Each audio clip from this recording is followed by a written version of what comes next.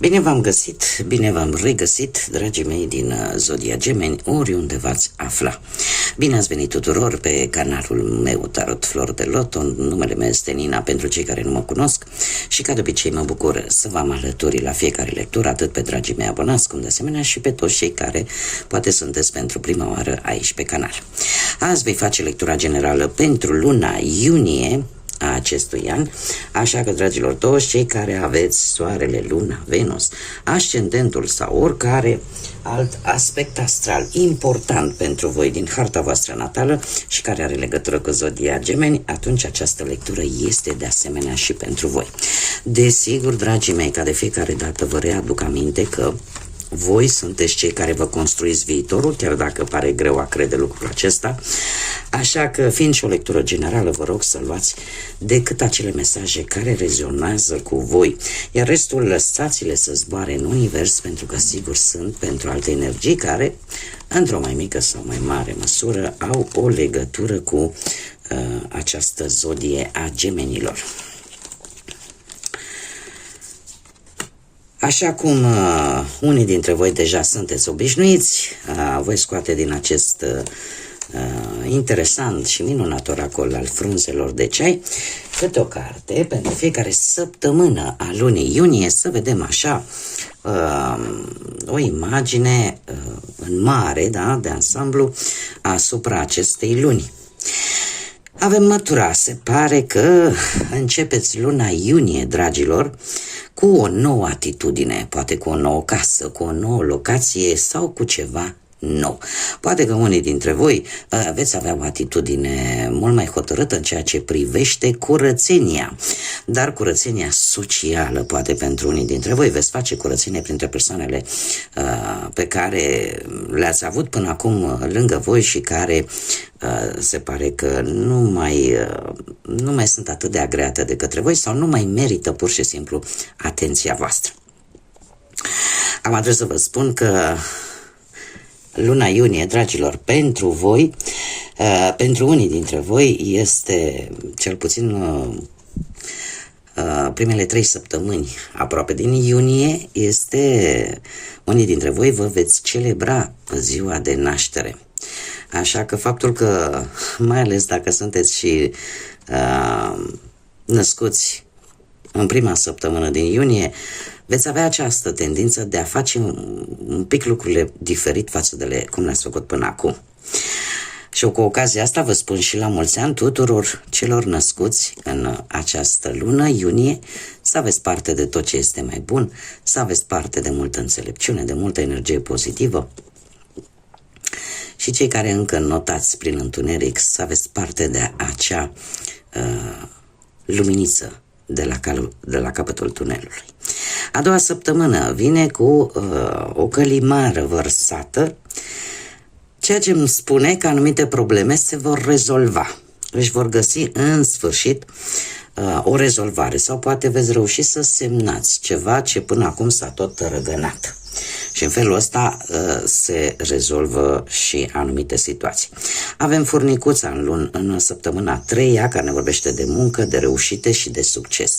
Se pare că eforturile voastre care le-ați depus până acum vor începe să dea roade chiar din a treia săptămână. Avem, desigur, încheiați luna iunie într-o manieră eu aș zice destul de bună. De ce? Pentru că avem lanțul, care din câte vedem aici este foarte bine închegat, este foarte bine legat. Evenimente sau schimbări cu cineva de la distanță care cumva îți vor afecta viața, dar eu aș spune că există aici o conexiune, există o legătură care îți va afecta viața într-un anumit fel. Acum, depinde de voi și să adaptați în ce fel. Eu aș zice că într-un fel, într-un mod destul de pozitiv, dar acum trebuie să adaptați în funcție de situația fiecăruia. Haideți să vedem ce ne spun și runele pentru voi, dragilor. Ce vine pentru dragii mei din Gemeni sau cei care au o conexiune specială cu această zodie.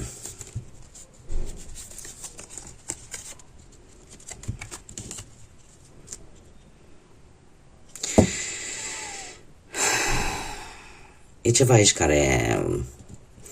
care mă încurcă. Nu știu dacă unii dintre voi sunteți într-un moment de cumpănă. Facem altfel.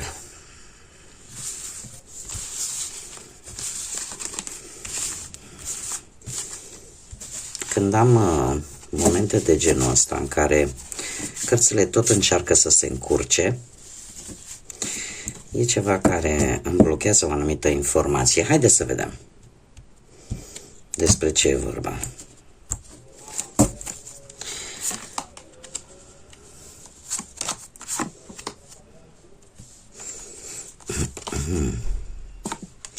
Dragii mei,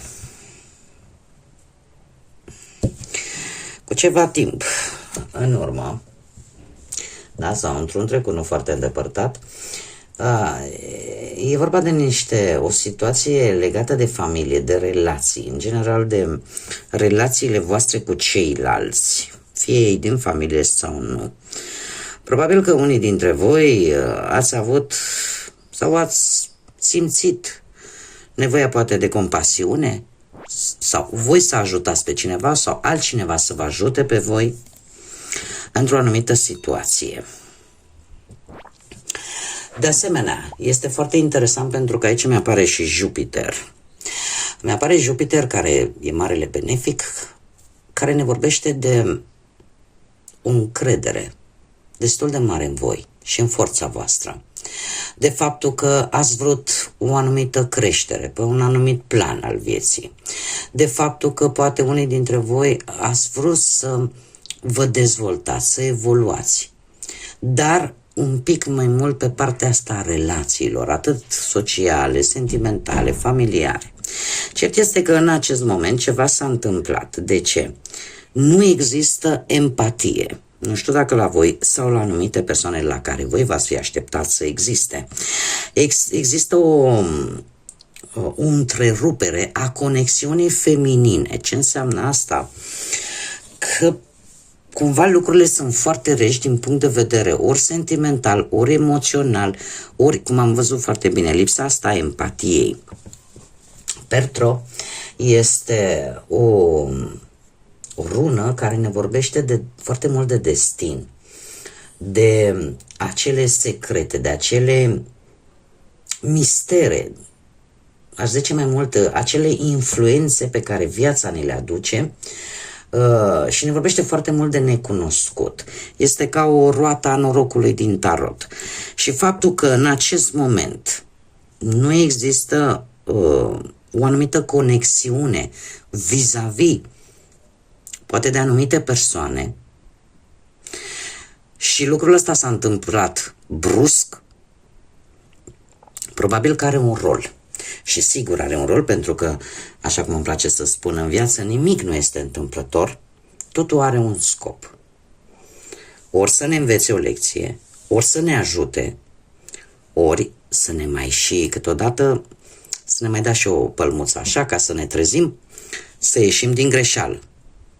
Așa că perioada pe care voi o traversați acum, în care ori voi, cum am mai spus, sunteți lipsiți de empatie, sunteți mai reci, oricum voi sunteți o zodie foarte flexibilă și foarte schimbătoare, prin natura voastră ca și zodie în general.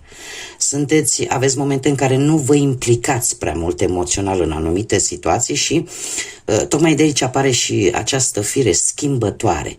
De ce? Pentru că unii dintre voi ar putea să zică că e un blestem, alții o binecuvântare. Faptul că voi sunteți în căutare în permanență de informații noi care în orice moment vă poate schimba opiniile.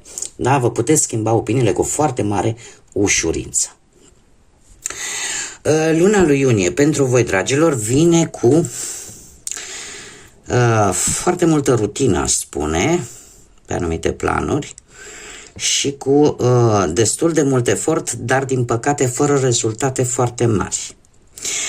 Avem această rună Ingoaz, care ne vorbește despre, în mod normal, dacă ar fi crezut dreaptă, ne vorbește despre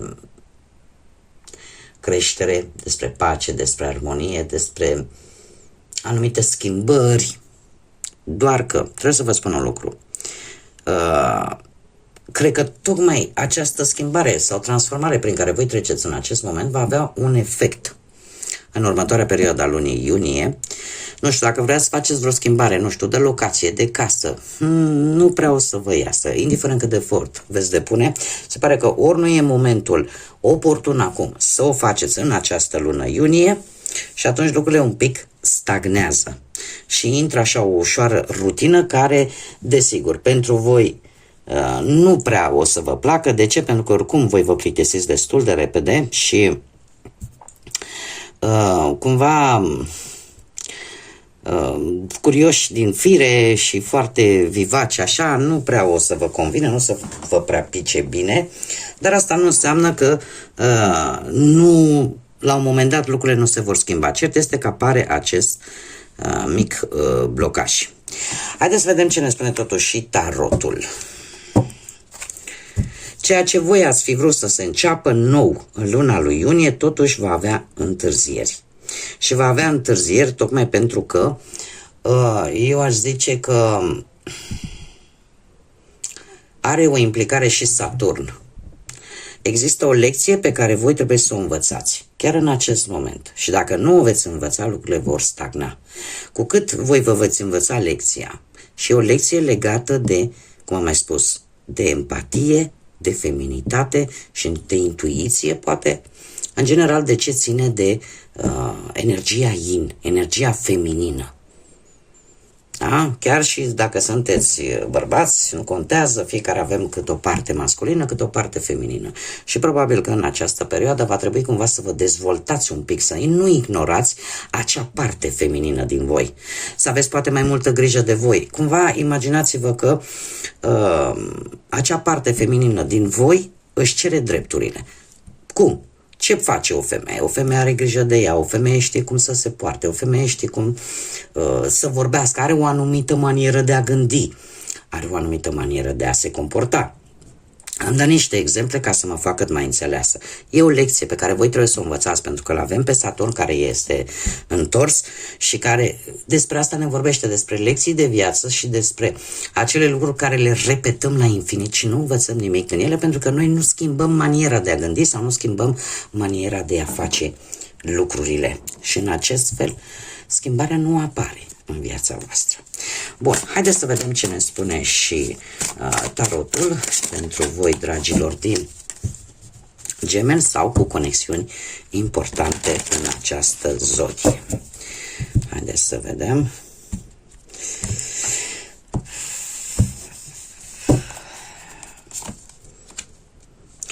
Nu știu cum e la voi, dar la mine e o căldură deja insuportabilă. Bun, haideți să vedem. Parte profesională, cariera, da? Cu muncă, avem împăratul, avem 3 arcane majore importante, dragilor. Se vor întâmpla lucruri importante în această următoare perioadă a lunii iunie pentru voi. Avem, ca și zodie, avem berbec, avem capricorn, avem de asemenea fecioară, avem 2 zodii de pământ și una de foc.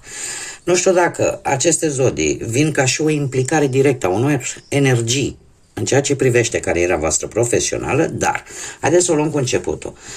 Nu știu dacă unii dintre voi aveți, nu știu, în familia voastră, tată, bunic, frate mai mare, în general cineva pe parte paternă care are o anumită putere, are o anumită situație financiară și care cumva poate că a avut un rol în ceea ce privește cariera voastră profesională. Sau poate să fie reprezentat de un șef, poate să fie reprezentat de un superior, da? Pentru că împăratul ne poate vorbi chiar și de cariera asta militară, poate să ne vorbească de cineva care lucrează în acest domeniu militar, în general tot ce ține de oaste, de armată, de poliție chiar, așa.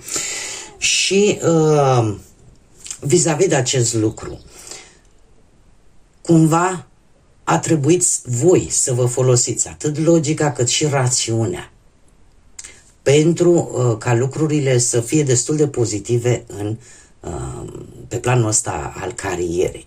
E posibil ca această energie pe care v-am comentat un pic mai înainte să aibă, în afară de o poziție socială înaltă, vreun rang înalt, o poziție bună materială, să aibă o atitudine foarte, foarte autoritară, foarte disciplinată vis-a-vis de voi. Și eu aș mai spune că tocmai de aceea, poate unii dintre voi, dacă ați căutat vreun job, e posibil să-l fi căutat în locuri unde, într-adevăr, disciplina este prioritară. Disciplina, organizarea este prioritară. Acum, în prezent, cu puznicul, se pare că sunteți într-un moment în care vă dați seama că nu este un moment tocmai bun să schimbați jobul, dacă la asta v-ați fi gândit. Nu știu dacă zodia Fecioară are vreo legătură cu viața voastră, cu profesională, dar există un mic blocaj în situația în care voi, cel puțin în acest moment, căutați un job. Există un mic blocaj. Este un moment în care de multe ori simțiți nevoia de a sta mai mult singuri, de a vă îndepărta foarte mult de zonele astea zgomotoase, parcă nu se mai încadrează nimic cu voi. Și nu e de mirare, pentru că, cum am mai spus, voi oricum, dacă există ceva care să nu mai prezinte interes, de multe ori vă plictisiți foarte repede și tindeți să dați un pic înapoi, pentru că nu mai reușiți să vă regăsiți, motivarea de a face un anumit lucru și mai ales pe plan profesional. Luna iunie, mare atenție, luna iunie vine într-adevăr cu oferte foarte tentante pentru voi. Desigur, nu știu dacă zodia Capricorn să aibă ceva de văzut sau nu. Cert este că aceste oferte, pe cât sunt ele de tentante, voi trebuie să vă folosiți istețimea pentru a obține ceva pozitiv. Adică, cred că în primul și în primul rând ar trebui să nu amestecați munca cu dragostea, pentru cei care sunt tentați să facă acest lucru. Pentru cei care vorbim de oferte care nu vin cu toate informațiile. Așa că voi sunteți flexibili, inteligenți. Se spune că Gemeni este zodia care își folosește inteligența cel mai mult. Căutați informații. E posibil ca, într-adevăr, ofertele care vin la voi să fie unele foarte benefice, dar totuși trebuie să fiți prevăzători și, în general, cum am mai spus, încercați să nu încurcați lucrurile. Ați obținut informațiile necesare care v-au confirmat dacă oferta este într-adevăr una viabilă și bună pentru voi, atunci go for it. Dacă nu, este bine în permanență, pentru că avem diavolul și asta îmi spune că nu tot ceea ce strălucește este și pe măsura aparenței. Da? Și, în general, nu amestecați. Cei care sunteți tentați, nu amestecați dragostea cu munca, că nu știu cât de bine o să iasă. Hai să vedem partea financiară. Partea financiară, se pare că lucrurile merg bine pe partea banilor. Ați avut o perioadă destul de bunicică, chiar bună, aș spune, cu acest as de cupe. Nu știu dacă ați câștigat posibil la vreun joc sau, nu știu, ați găsit de întâmplare niște bănuți sau ați mai primit ceva bănuți poate în plus. Cert este că ați avut parte de un nou început pe plan financiar. A fost ceva ce voi v-ați dorit din suflet. Orică o situație s-a rezolvat. O situație pe care voi v-ați dorit să se rezolve, da? Pe planul ăsta financiar. În prezent avem un 3 de monede care îmi vorbește tare mult de recompense. O recompensă pe care o primiți în urma unei munci depuse, în urma concretizării unei idei care ar să aibă legătură cu banii, a unui proiect. Și trebuie să spun că abilitatea voastră și munca, mare atenție, în echipă, pe voi vă poate ajuta să obțineți niște bănuți cu ajutorul altor persoane. Luna iunie, dragilor, de asemenea, vine cu un 10 de monede, că e vorba de o moștenire, că e vorba de venituri care cresc. Cert este că luna iunie norocul este de partea voastră, chiar dacă, mare atenție, e posibil să vină bani din obiecte de valoare care au legătură cu trecutul îndepărtat sau să vă vină niște bani, chiar dacă nu sunt sume fabuloase, ele sunt strict pe ce aveți voi nevoie. Cumva banii nu să lipsească. Mergem mai departe. Viața sentimentală, cei care sunteți într-o relație. Dragilor, voi, nu știu, se pare aici că avem zodii de foc și zodii de apă. Avem berbec, leu, săgetător sau rac, pești sau scorpion. Aveți o energie aici de foc.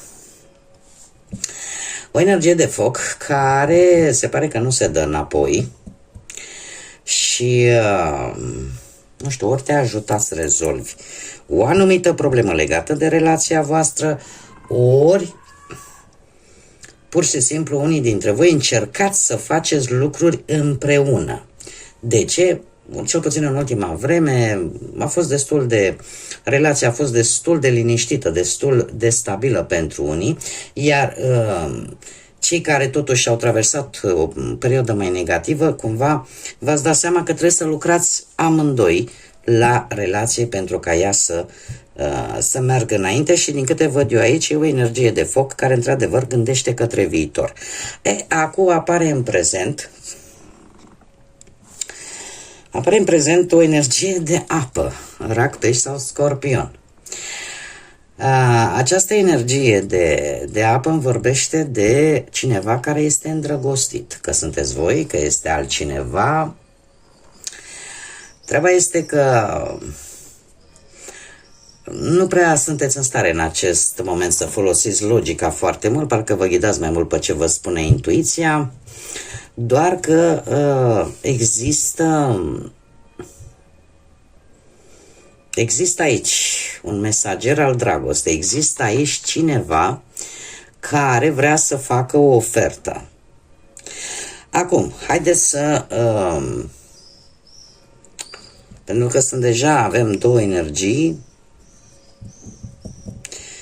cu două vârste și avem a treia energie mult mai tânără, care de asemenea este de apă, o zodie de apă, rac, pești sau scorpion.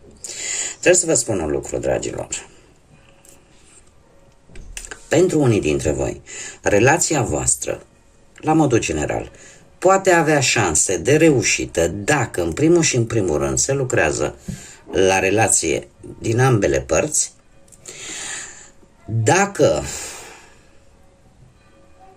există o conexiune solidă între voi, în care efectiv unul dintre voi poate se reîndrăgostește de celălalt. Sau poate să fie viceversa.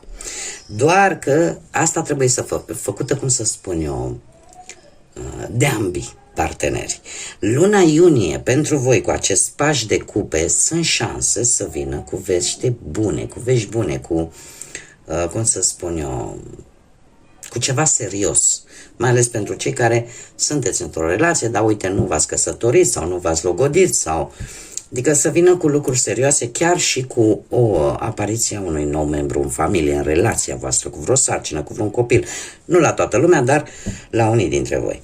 Mai am a doua variantă în care, dragilor, e posibil ca pe unii dintre voi să vă ia flama, un anumit personaj, dar trebuie să vă spun că partenerul vostru, dacă aveți parteneri în zodii de foc, știe de acest lucru.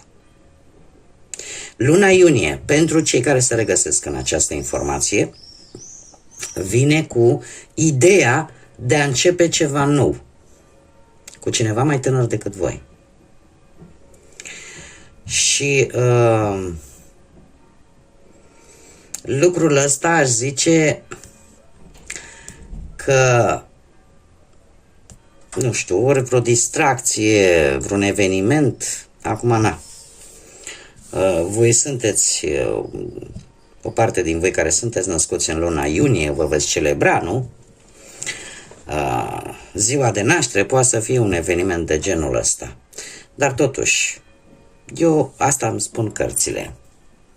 Mare grijă, pentru că acest rege de bâte, această energie de foc, este un adversar puternic, căreia nu este frică de nimic, nu e frică de provocări și să știți că nu trece chiar pentru o perioadă foarte bună. Da? În cazul în care vă regăsiți. Plus că are și caracterul ăsta impulsiv. Haideți să vedem.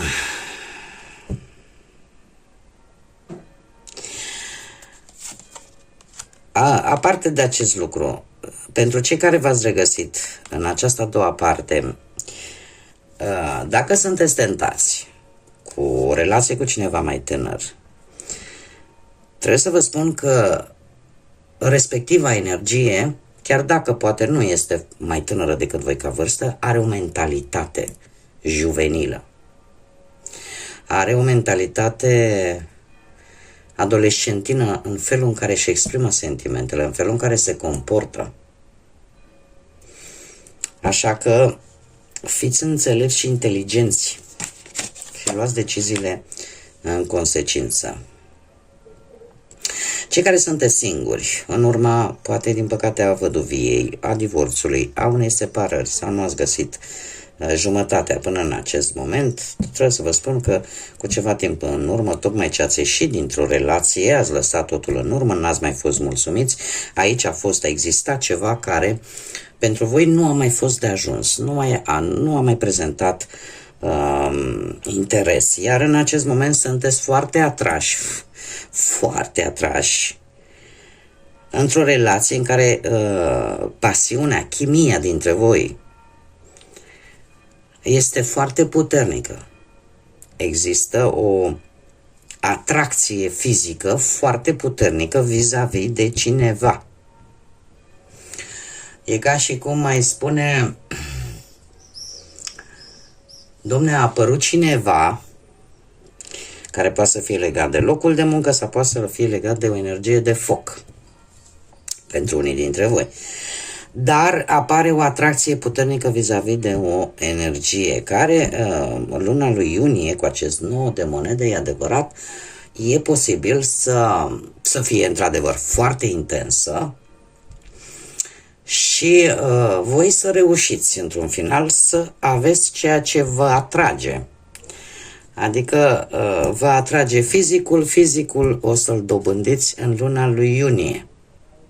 Da? Pentru că apare o reușită, ca să zic așa, pe plan sentimental vis-a-vis de această atracție pe care voi o aveți la nivel fizic, mare atenție, nu sentimental, nu emoțional, la nivel fizic. Vă atrage o persoană și într-un final și reușiți să închegați, ca să zic așa, sau să săvârșiți această atracție fizică cu această persoană.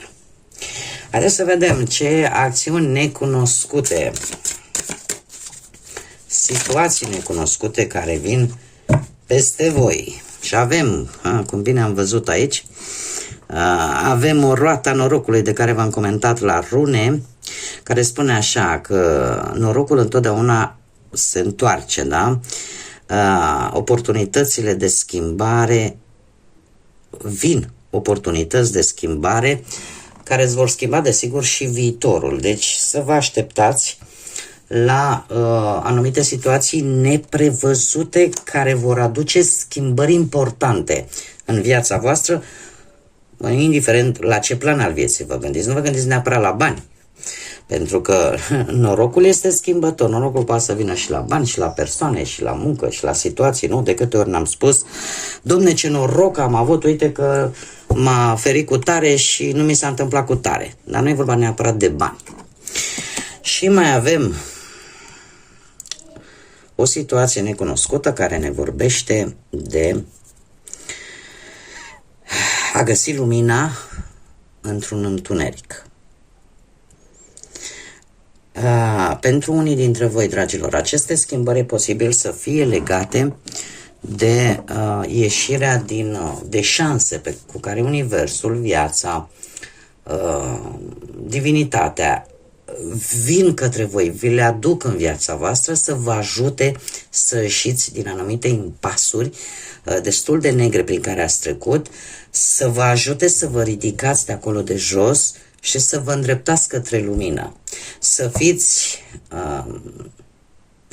așa cum îmi place mie să spun, și tocmai de aceea am dat numele acestui canal Floare de Lotus, să fiți precum o floare de lotus, care se chinuie să zbate, să iasă din noroiul, din mâlul lacului întunecat și când ajunge la suprafață devine acea floare superbă pe care noi o admirăm, neștiind de fapt cât efort depune să ajungă la lumină, iar voi veți găsi lumina în tot acel întuneric. Vi se va da această oportunitate de a găsi lumina. Important este să vrei să urmezi acea lumină. Și încă un mesaj important din partea înțelepciunii naturii pentru voi, dragilor. Opa!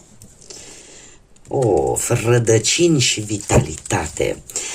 Dragii mei dragi, spune așa, copacii, arborii, în procesul lor de creștere, prin rădăcinile lor adânci, în permanență își extind acele rădăcini, tocmai pentru a putea crește cât mai drepți, cât mai falnici, cât mai rezistenți. Azi, atenția trebuie să fie pe fundație, pentru ca din punct de vedere personal tu să crești. Deci trebuie să te axezi foarte mult pe fundație, pe rădăcinile tale. Forța rădăcinilor tale îți vor hrăni pe mai departe puterea de a merge înainte, de a crește către potențialul tău maxim. Deci ceea ce voi veți construi în această perioadă, acea bază trebuie să fie una cât mai sănătoasă, cât mai puternică, pentru că de aici voi vă veți trage acea putere, acea forță de a vă ridica și ajunge la adevăratul vostru potențial. Da? Fiți precum un arbore, fiți precum un copac care își înfige bine rădăcinile în pământ, tocmai pentru a lua toți nutrienții necesari și a putea să se înalțe și să reziste tuturor intemperiilor. Bun, dragii mei, cam atât am avut de spus pentru voi. Eu vă mulțumesc din suflet pentru atenție, mulțumesc tuturor celor care, ca de fiecare dată, își aduc aportul prin intermediul like-urilor, distribuirilor, comentariilor, așa că mii de mulțumiri tuturor, iar până data viitoare când ne vom reîntâlni, încă o dată la mulți ani tuturor celor care își vor celebra ziua de naștere în această lună iunie, să fiți bucuroși, să fiți sănătoși, să aveți parte de tot ce e mai bun și, desigur, de multă energie pozitivă și de multă înțelepciune. Până data viitoare, să fiți iubiți, dragilor!